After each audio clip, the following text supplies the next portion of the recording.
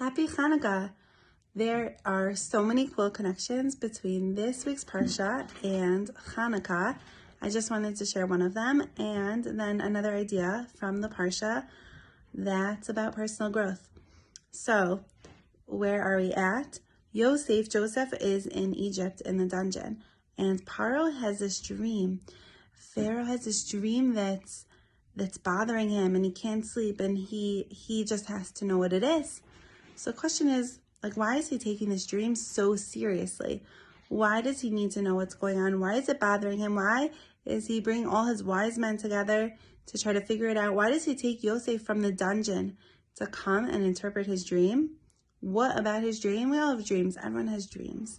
So what about this dream is really shaking Paro up so badly?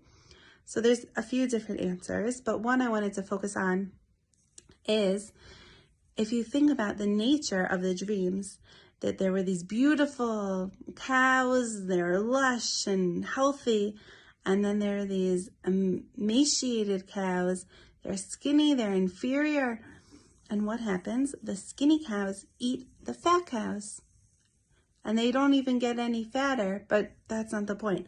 The ones that are not as good conquer the ones that you would think would be better and stronger. And then again, with the ears of grain, there was fat, healthy grain, and there was weak grain, and the weak grain gobbled up the fat grain. And Paro doesn't know what to do with this. Why? Because Paro is used to the natural order of the world, that survival of the fittest, the strongest win. And his dreams are showing something different. They're showing the opposite. And he's terrified, he's paranoid that maybe someone is going to come. They're the strongest nation in the world. Someone else is going to come who's not as strong and conquer them and take over. And he is very frightened by this idea.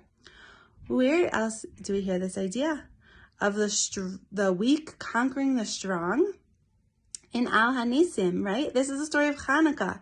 And this is the special prayer insert that we say on Hanukkah, on the miracles of the victory, where the weak conquered the strong, and there's so many different adjectives to describe it. And this is the miracle of Hanukkah, right? It's not the natural order of the world. It's something different. It's Hashem working in a more revealed way that it just seems so contrary to what you would expect. So that's a neat idea of Hanukkah. And also, if you think about the dreidel, when you spin the dreidel, right, you put your hands on the top and the pieces on the bottom that spin. So really, it's being directed from the top, right? From the top down, like from God's providence down. Whereas if you look at Purim and the grogger, it's being directed from the bottom. You hold a grogger and you shake it above you, and it's being directed from what's down here. And the story of Purim was actually much more natural, right? God's name wasn't in the Megillah because it seemed like it was just regular nature of things. Okay, one last really quick idea. So when Joseph is called to interpret the dreams, what happens? What does he say? He says, Biladai. Like, it's not me. Paro takes him out of the dungeon. Imagine, this is his chance of his lifetime to rise back into power and to do great things. Paro is interested in him and takes him out of jail. He's been in jail for so long. And what does he say? Chutzpah, right?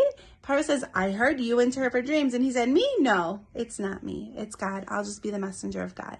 And I think that humility of Yosef, that even in this time where he has a chance to shine from his own wisdom, he acknowledges it's not his wisdom. It all comes from Hashem. And it takes tremendous humility and also dedication to truth and understanding how the world works and what's really going on that Yosef shows.